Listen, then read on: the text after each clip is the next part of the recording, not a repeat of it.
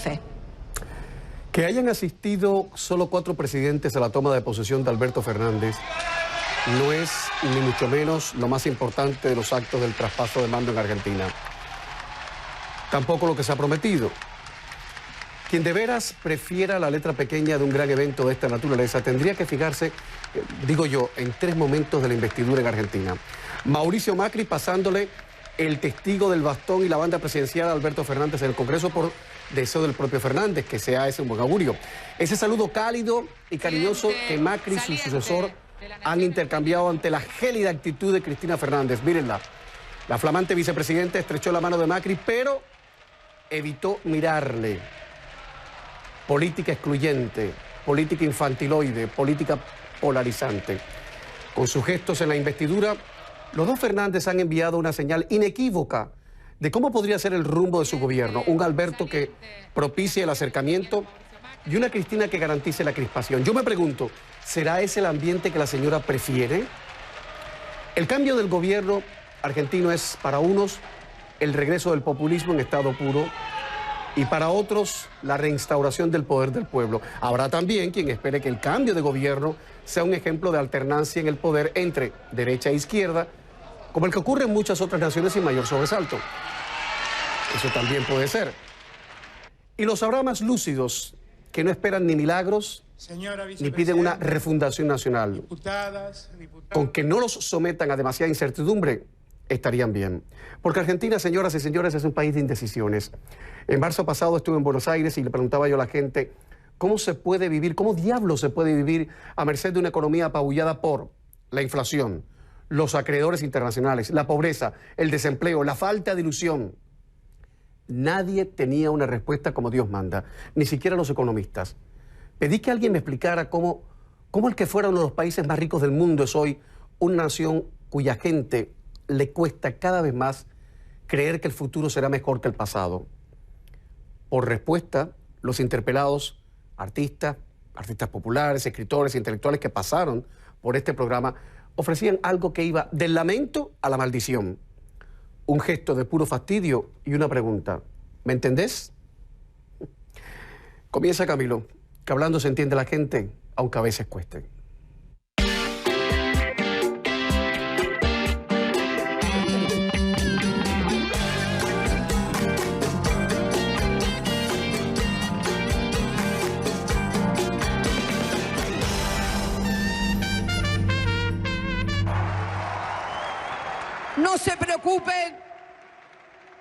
No se preocupe, presidente, por las tapas de un diario.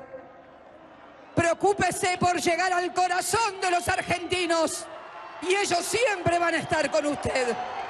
Nunca lo olvide. Nunca lo olvide. Bueno, aquí lo tiene la vicepresidenta diciéndole al presidente cómo hay que cortar el bacalao. Curioso lo de los diarios argentinos. El Página 12, escorado de la izquierda, ni siquiera reparó en el desaire de Cristina Macri. Clarín, que es más de centro-derecha, se fijó justamente en eso. Mi primer invitado es el señor Marcelo Escolar, politólogo y profesor universitario, doctor en Filosofía y Letras. Señor Escolar, bienvenido a CNN. ¿Qué tal? Bienvenido. ¿Cómo estás? Sí, ¿qué tal? Buenas noches. Don Marcelo, en la portadilla del programa entresacaba yo la calidez de Alberto y la acritud de Cristina ante Macri. ¿Cuál otro momento entresacaría usted de la investidura de este martes? Momento memorable para usted, significativo, simbólico. Yo creo que más que un momento es todo el discurso del presidente Fernández. Es llamativo como la totalidad del discurso no estuvo signado por un conjunto de propuestas generales, sino que fundamentalmente, además de un llamado muy, muy claro a la unidad de todos los argentinos, planteó un conjunto de políticas públicas en detalle, algo que no es habitual de un discurso de investidura. A mí me sigue chocando, don Marcelo, el desplante de Cristina Macri. En esa invocación que ha hecho a la unidad nacional el presidente Alberto Fernández, ¿Cómo conjugamos, cómo colocamos, cómo encajamos ese desplante, ese desaire que ha hecho Cristina, que por cierto hace minutos acaba de prometer que ahora lo va a hacer mucho mejor, pero con tal actitud no sabemos qué pensar? ¿A usted le ha chocado eso o le parece que es más de lo mismo?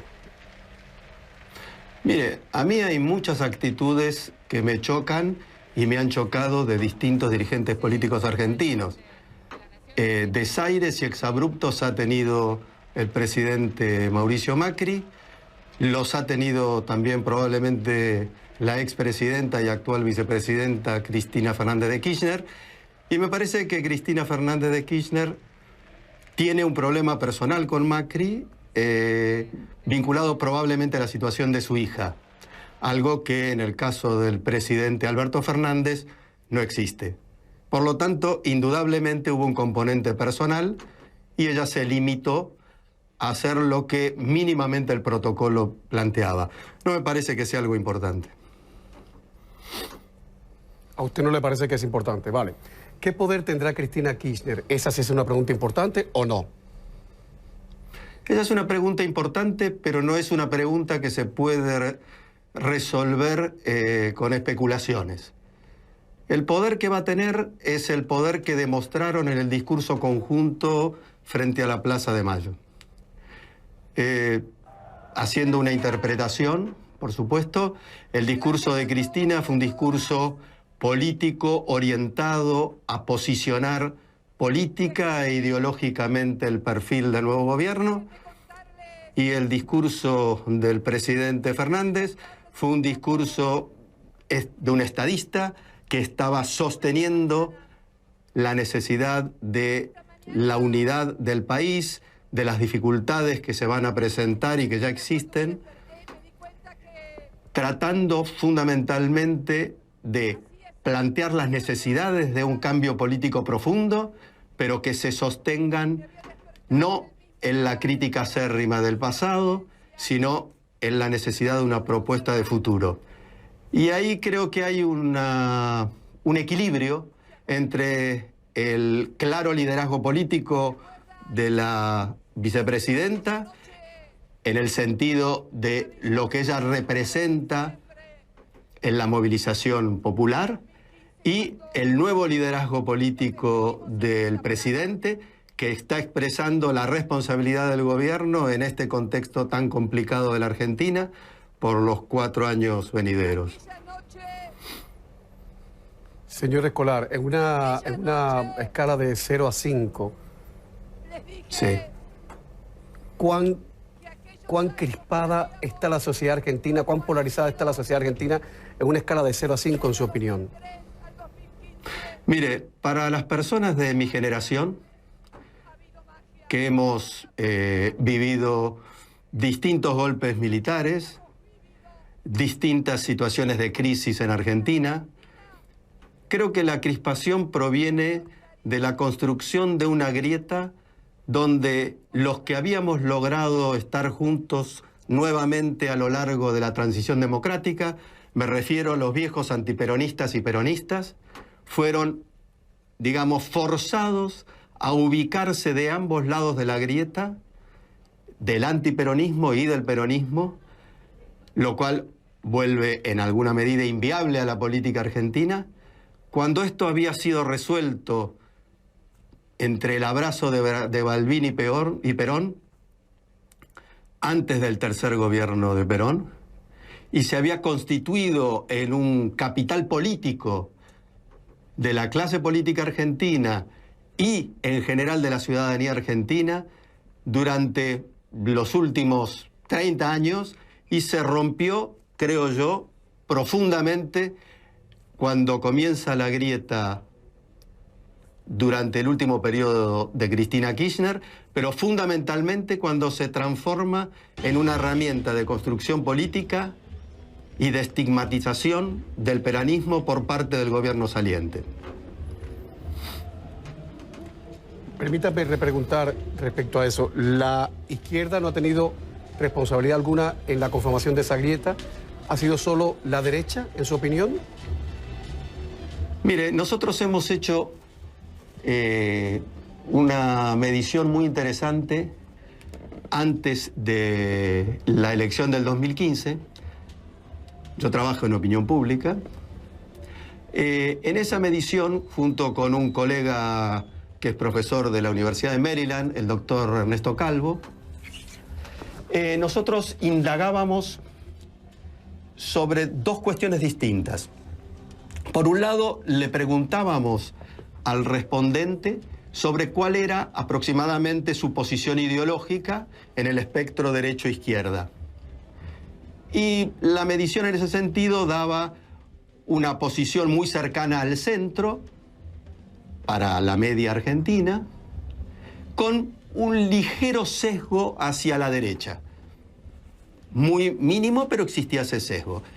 Eso es algo que en los últimos 20 años otros colegas han encontrado en distintas mediciones.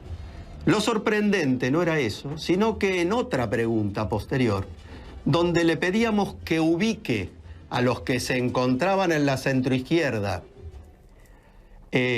cómo consideraban a los de centro-derecha, en este caso personificados la centro-derecha en el macrismo y la centro-izquierda en el kirchnerismo. Los de la centro-izquierda, como les decía, ubicaban al macrismo claramente en la derecha, no en la extrema derecha, en la derecha o en la centro-derecha. Pero cuando se le preguntaba a los que tenían una posición más de centro-derecha, en términos generales a los macristas o en ese momento a los cercanos a Cambiemos, ubicaban al kirchnerismo en la ultraizquierda. Obviamente que había una mediación, si me permite la redundancia mediática, en la representación del otro. No hay duda de que la grieta se construye de ambos lados, pero se construyó de manera explícita, consolidando la imagen del otro de una manera totalmente negativa y reconstruyendo al peronismo, demonizándolo como el culpable de todos los problemas de Argentina durante los últimos 4 años del gobierno que acaba de terminar. Profesor Escolar, permítame poner publicidad y a la vuelta quisiera preguntarle sobre el Poder Judicial que suele ser tan veleidoso en su país, y preguntarle directamente qué va a pasar con los juicios que enfrenta Cristina. ¿Qué va a pasar a partir de ahora? 3, 4, 5 minutos de publicidad y estamos de vuelta enseguida.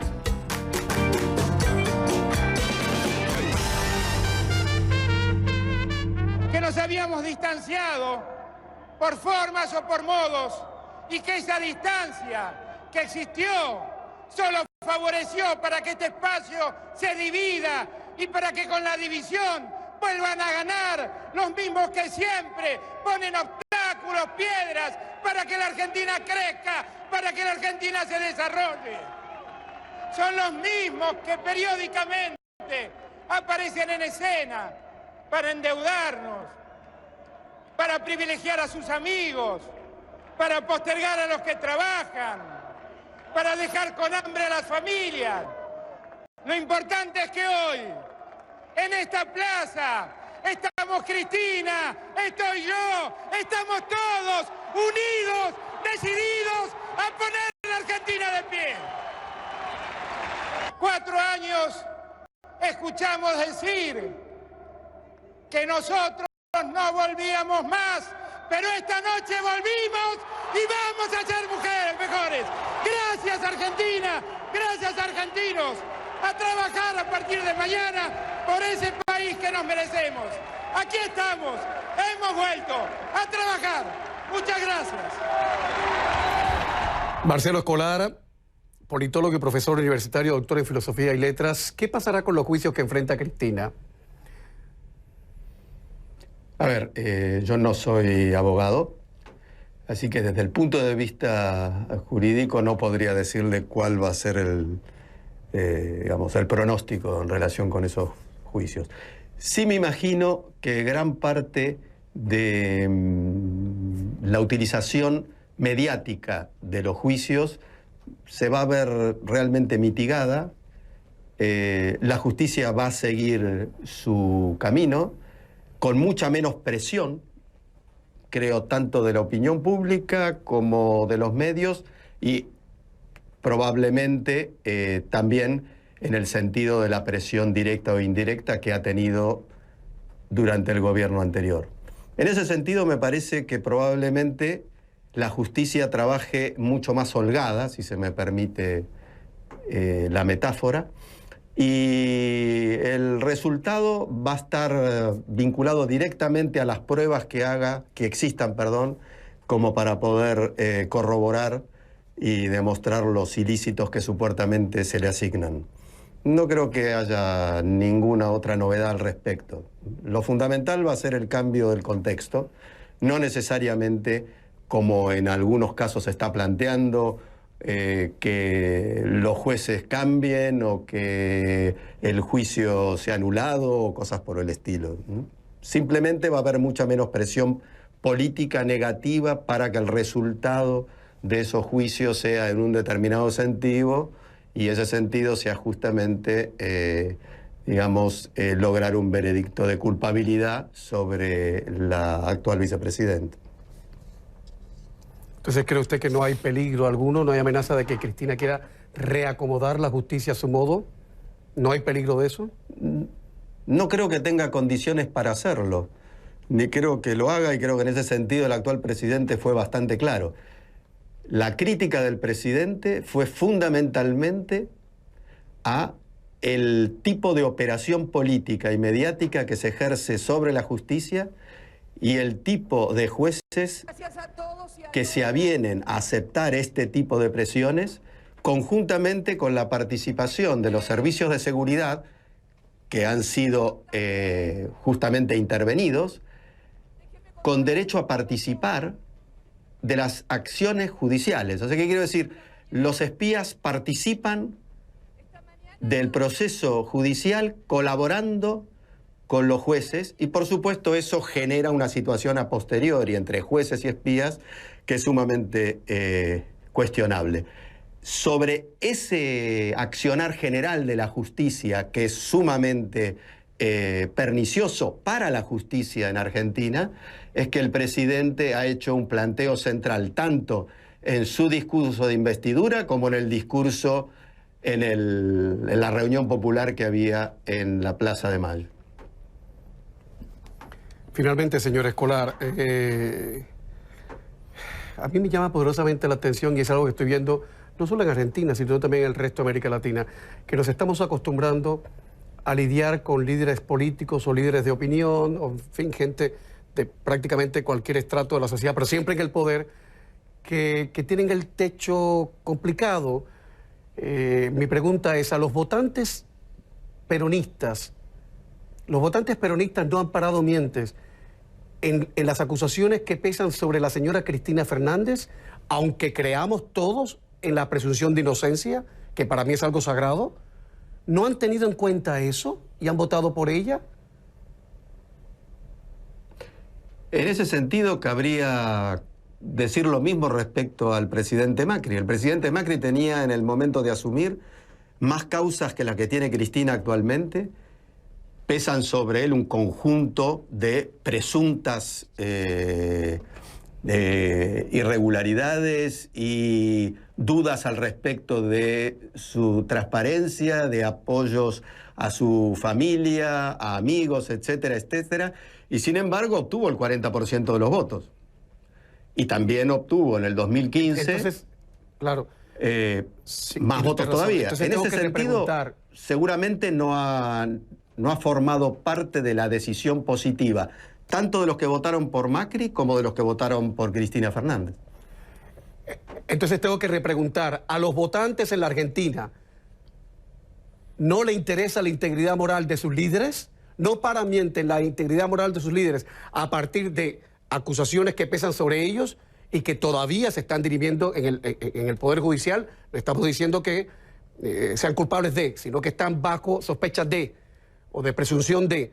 ¿A los votantes en Argentina no les interesa eso, señor Escolar? Puede ser que les interese, sobre todo cuando no es solamente una presunción, sino que está claramente demostrado que eso haya sido de esa forma.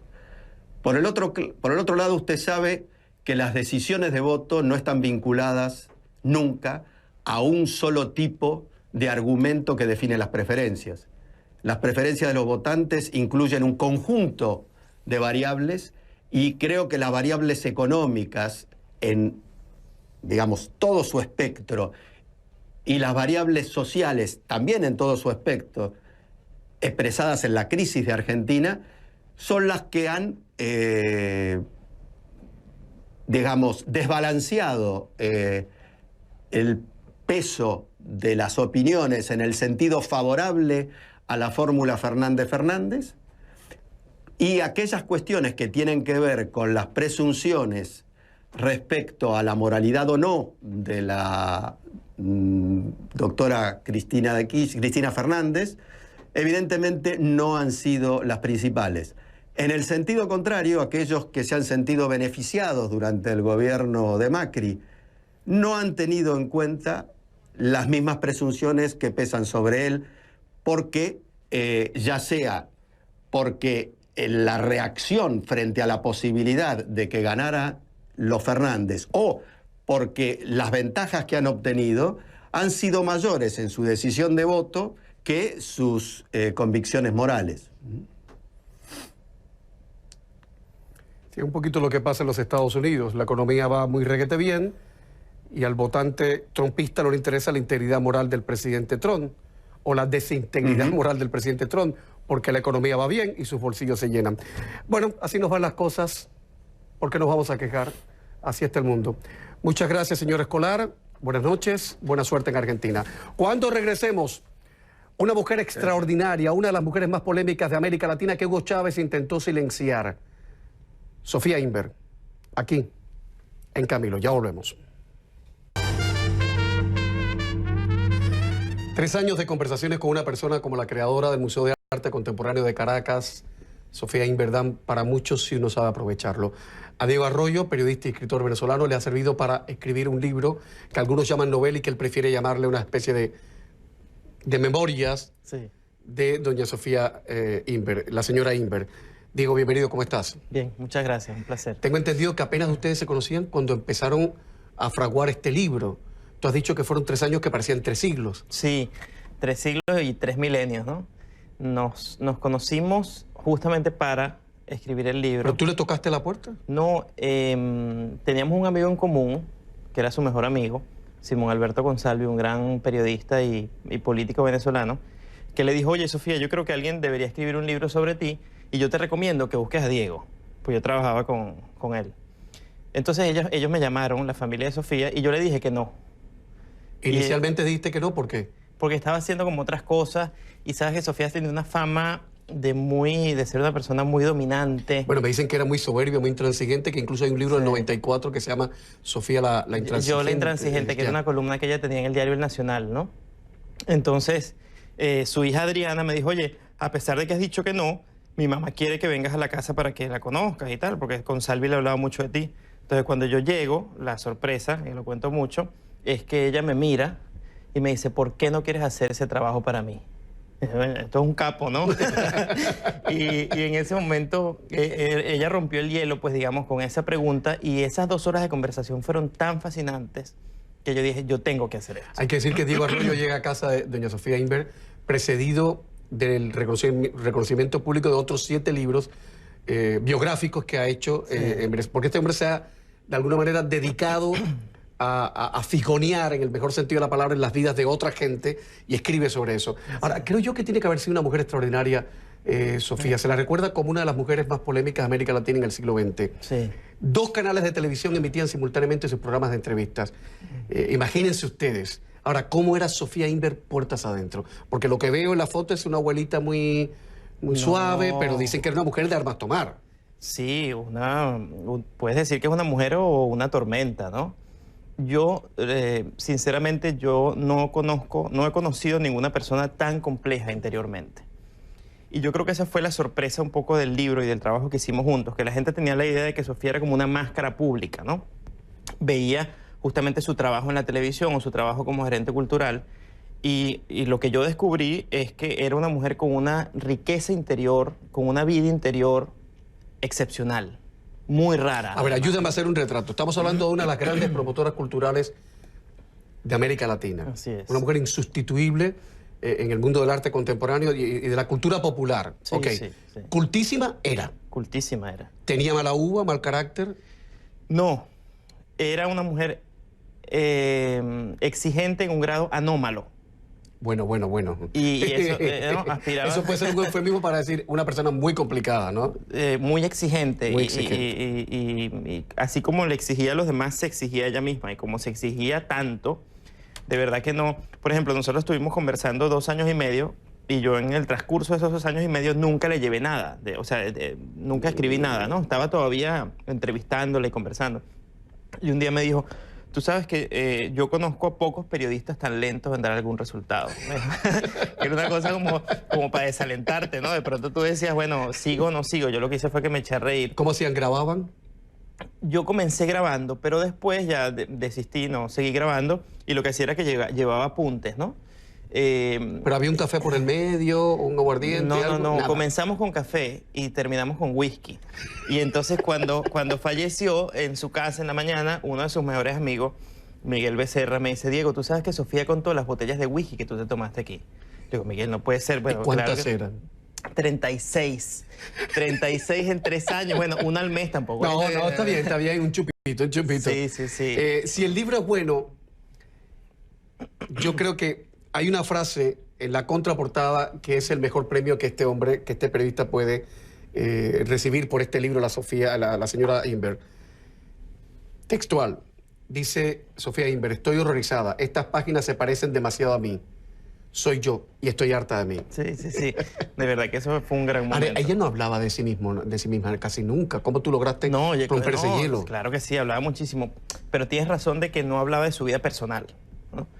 No le gustaba la anécdota barata. Y eso te revela mucho de quién era ella, ¿no? Una mujer además que tuvo grandes sufrimientos. Un divorcio muy, muy sonado con su primer esposo, Guillermo Meneses, un gran escritor. Luego, bueno, su manera de ser que era muy polémica por donde pasaba. Cuando Sofía llegaba no pasaba inadvertida, ¿no? Decisiones controversiales. Una periodista que estuvo durante 30 años haciendo el programa de opinión en las mañanas de entrevistas en Venezuela, más famosos, y una mujer que hacía que la gente se molestara y de pronto se parara y se fuera del estudio. Igual la adoraban también. Sí, tú sabes que ella decía que ella sabía que ella era muy amada por mucha gente, muy odiada por otros, pero respetada por la mayoría. Y que cuando ella sentía de pronto que había mucha gente queriéndola, eso significaba que no estaba haciendo muy bien las cosas, ¿no? Era un poco el juego de cómo ella se salía Me hubiera encantado conocerla y tenerla. Hubieras disfrutado muchísimo. Voy a decir algo que tal vez moleste a más de uno o tal vez a más de uno le agrade. En Miami convivimos perfectamente los cubanos y los venezolanos. Sí. Pero perfectamente, porque además somos muy parecidos. Pero yo siempre tenía el recelo de cuando los venezolanos me decían, bueno, porque Festival de Teatro de Caracas, no, porque el suplemento cultural del Nacional. Yo decía, caramba, ¿hasta dónde llegan estos venezolanos? Son más egóticos que los cubanos, que es mucho decir, ¿eh? Pero un buen día me puse a ver en los archivos de internet, en YouTube, clips que hay del programa que esta mujer hacía. Imagínense en la televisión matutina. O sea, piensen en lo que en estos momentos sale en la televisión matutina de todo el mundo mundial, incluido los Estados Unidos, que son programas esperpénticos, de gente diciendo barbaridades y tonterías. Y que de pronto esta mujer aparecía entrevistando escritores o artistas, con mucho swing, sin pedantería, pero con mucho sentido del espectáculo y además recomendando libros. Yo decía, caramba, esa Venezuela existió. No me la están vendiendo los venezolanos de balde. Existió y me da mucha tristeza que esa Venezuela la hayan destruido, hecho pedazos los chavistas. Voy a poner publicidad. Pero antes debo decir que el Museo de Arte Contemporáneo de Caracas llevó el nombre de Sofía Inver desde 1990 hasta el 2001. Así es. Hasta el 2001, un mal día en que Hugo Chávez... Hasta el 2006. 2006. La votaron en 2001. La votaron en el 2001, y que Chávez en televisión... Además le quitaron el nombre. La destituyó y le quitó el nombre de Sofía Inver. ¿Por qué Chávez le tenía tanta inquina a Sofía Inver? Es que Chávez nunca pudo encajar la belleza y la inteligencia ajena Estamos de vuelta enseguida.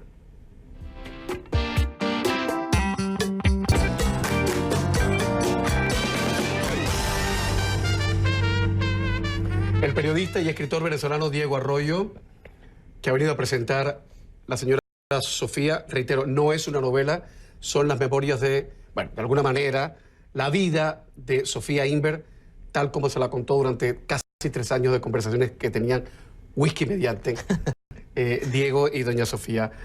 ¿Por qué Chávez, antes de eso, en la página 102 hay una frase que Neruda le dice a Sofía Inver en París: procura no olvidar nunca, Sofía, que la gente que no es valiente le teme a las cosas bellas. La gente que no es valiente le teme a las cosas bellas. Así es. ¿Alguna vez se vio a Hugo Chávez visitar el Museo de Arte Contemporáneo de Caracas? Sí. Ella lo recibió apenas él ganó las elecciones. Él fue al museo. ¿Fue a hacerse la foto o fue porque él disfrutaba de lo que había ahí? Oye, es un gran misterio. Lo que sí sé es que cuando Chávez la destituyó en enero del 2001, ella decía que ella tenía previsto renunciar en marzo. Y daba una explicación muy buena. Decía, porque es que yo me di cuenta de que Chávez y yo no teníamos sintonía laboral. No quería ser cómplice de nada.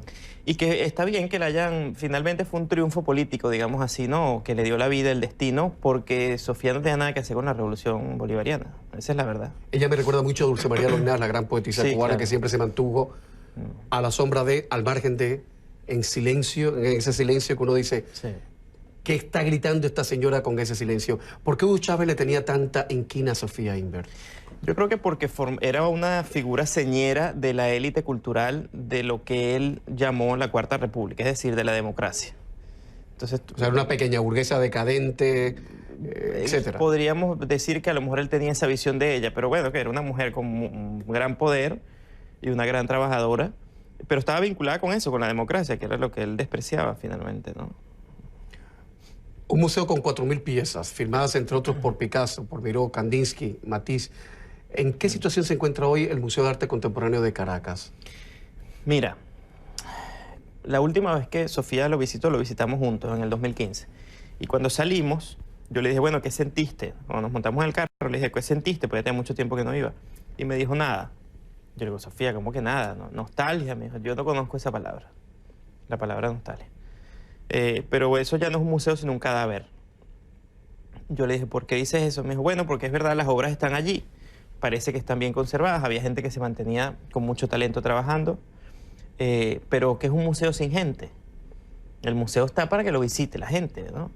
Entonces, los planes culturales, que no hay planes culturales que promuevan precisamente la visita y el resguardo y cuidar ese patrimonio que es de todos los venezolanos. Es decir, eso es una cosa que hizo Sofía con su equipo durante muchísimo tiempo precisamente para que los venezolanos pudieran disfrutar. Y fue un orgullo para nosotros durante muchísimo tiempo ese museo, ¿no? Y la labor de Sofía. Pero ahora entonces, ¿qué sentido tiene cuando el gobierno no le da el dinero que necesitan las instituciones culturales? Bueno, primero para que sean independientes. Como debe ser. Como debe ser, y para que hagan el trabajo. Entonces, bueno, se ponen en vez de hacer proselitismo político. Digo, ya que estamos hablando como locos, como dice la tía abuela Coloy, el Teatro Carreño, ¿qué ha pasado? El Teresa Carreño. Teresa Allí Carreño. está, parece que sin aire acondicionado, imagínate. No. Sí, y un teatro que también es un orgullo todavía porque está el Teatro Teresa Carreño para los venezolanos, para los caraqueños. Pero es que el país está completamente detenido en una situación que es tan difícil, ¿no? Pero dime una cosa, tú tienes ahora 34 años. Sí. ¿Alguna vez tú recuerdas o has visto algunos archivos en hemeroteca o tal a Hugo Chávez? Por Maduro, ni pregunto. Por Diosdado Cabello, muchísimo menos. ¿Alguna vez recuerdas tú a Hugo Chávez en el aeropuerto, en la loza del aeropuerto, esperando, recibiendo, digamos, a un bailarín importante de Venezuela, un escritor importante de Venezuela, un pintor importante de Venezuela que llegase de una gira triunfal? ¿Alguna vez recuerdas tú a Hugo Chávez haciendo eso? No, o posiblemente a los llamados escritores que no son escritores ya sino juglares del régimen. Los cantores de la corte. Sí, exactamente. Pero yo lo que recuerdo, y lo cuento siempre en este programa, y lo seguiré contando hasta que me muera, que Fidel Castro solo recibía a los boxeadores. Cuando triunfaba y que venían esos seres todos magullados, y balbuceando le decían, comandante, esta medalla es para usted, este triunfo es para usted. Pero nunca recuerdo haber visto a Fidel Castro a pie de losa en un aeropuerto esperando a un intelectual o a un gran escritor cubano después de una gira triunfal por medio mundo. Sí, lo bueno que sí hay que resaltar es que de todas maneras existen, ¿no? Gracias a Dios. Están allí y son nuestra reserva moral. ¿Por qué son tan toscos los gobernantes venezolanos? Tan toscos, tan vastos. Bueno, esa es una pregunta que ¿Quién lee en el gobierno de Venezuela? Porque me dicen que Jorge Rodríguez, el culto Jorge Rodríguez, uno de los ministros de Maduro, es el más despierto intelectualmente. ¿Pero realmente es despierto? Bueno, pues la verdad es que no sé ni quiero saberlo porque no tengo nada que ver con él, ¿no? Pero dicen que lee, bueno, efectivamente él es escritor o era escritor, ganó de hecho un concurso de cuentos muy famoso en el Nacional. Pero ahora, ¿cuáles serán sus lecturas diarias? No tengo la menor idea. Y el fiscal de Maduro, William Saab, va de poeta también, ¿no? Va de poeta, sí. De poeta y de fisioculturista, ¿no? Claro. Era poeta, pero ahora se dedica a otras cosas. Vamos a hablar de lo que vale la pena en esta vida. Mejor. Sofía Inver condujo varios programas de televisión, Buenos Días y Solo con Sofía. En YouTube está Buenos Días, algunos pedazos de Buenos Días, vale la pena verlo. Sí. Hizo radio con un título maravilloso, La Venezuela Posible. Y era una firma habitual en El Nacional, El Universal, Últimas Noticias y Diario 2001. Decir que buena parte de los diarios que he mencionado los han ahogado. Apenas tienen las ediciones digitales porque el gobierno se ha dedicado a sofocarlos y ahogarlos, como hace en Nicaragua Daniel Ortega. Tú has dicho que Inver era un ave muy rara en un país como Venezuela, en un país acostumbrado a perder el equilibrio. Sí, ella tenía una frase que decía, mi única virtud, si alguna tengo, es haber mantenido en equilibrio en un país que vive de perderlo. Es lo que decía, ¿no? ¿Siempre lo perdió? ¿Lo estuvo perdiendo? Bueno, ella decía sí, ¿no? Venezuela se ha movido mucho, ¿no? Y Sofía era de verdad como un roble, eso sí es cierto, ¿no? Y en situaciones muy difíciles como la muerte de su segundo esposo, Carlos Rangel, que se suicidó en el año 88. Sí, horrible, ¿no? Sofía fue a trabajar al día siguiente, ¿no? A la televisión, y eso le llamó la atención a mucha gente que dijo, caramba, o sea, comenzó, como te digo yo, otra leyenda. Y no era una pose, ella necesitaba hacer eso. No era una pose para nada, ella después lo explicaba diciendo que es que si ella no hubiera ido ese lunes a trabajar, ella se hubiese sentenciado a una invalidez y a una detención de la que nunca se hubiese recuperado. Entonces ella estaba allí, ¿no? Y abrió el programa, dio las gracias por el apoyo ofrecido y dijo, nuestro invitado de hoy, que era Luis Herrera Campins, un expresidente venezolano. Y arrancó el programa. Diego Arroyo publicó su primer artículo a los 19 años en El Nacional, pero empezó a escribir en cuarto grado. Le decían el poeta del colegio, pero de eso vamos a hablar. Tú sabes mucho. De eso vamos a hablar después de la pausa. A ver qué diablos escribía este hombre en cuarto grado. Ya volvemos. Diego Arroyo, ¿a qué edad te decían el poeta del colegio? ¿Qué edad tenías tú cuando eso? 7 sería, 8. ¿Y qué escribías tú a esa edad? Hacía como unas versiones de poesía de un poeta venezolano que el colegio llevaba su nombre, Aquiles Nazoa. Aquiles Nazoa, sí, claro. Entonces, yo hacía como versiones libres de esos poemas de él, y entonces les dio... ¿Y no te, o sea, usando Aquiles Nazoa como pretexto, no te burlabas de los maestros? Porque sería ideal. Sí, no, te lo juro que no. En 2017, Diego Arroyo dijo, a mí no me va a echar nadie de Venezuela. ¿Qué ha pasado 2 años después? Sí, yo lo dije como... lo que quería decir la frase es que si yo llego a irme de mi país, no quiero hacerlo porque siento que tengo que huir, sino por una decisión de vida. O sea, quiero buscar nuevos desarrollos, tengo algún trabajo fuera. Pero esa cosa de sentir que estoy huyendo me angustiaba mucho, ¿no? A eso me refería. ¿Podrías regresar ahora? Sí, claro, espero regresar. Yo vivo en Caracas, amo mi país, y por supuesto regresaré, claro que sí. Buena suerte, ¿eh? Gracias. Buena suerte. Yo voy a repetir eso que le dijo Neruda, porque como me quedé encrochado en lo de Chávez, la gente que no es valiente le teme a las cosas bellas. A lo mejor quizás eso explique por qué ciertos gobernantes latinoamericanos que son tan vastos, tan ordinarios, tan poco sensibles, a lo mejor eso explique ciertas cosas que le temen a las cosas bellas, digo yo. No hay de otra.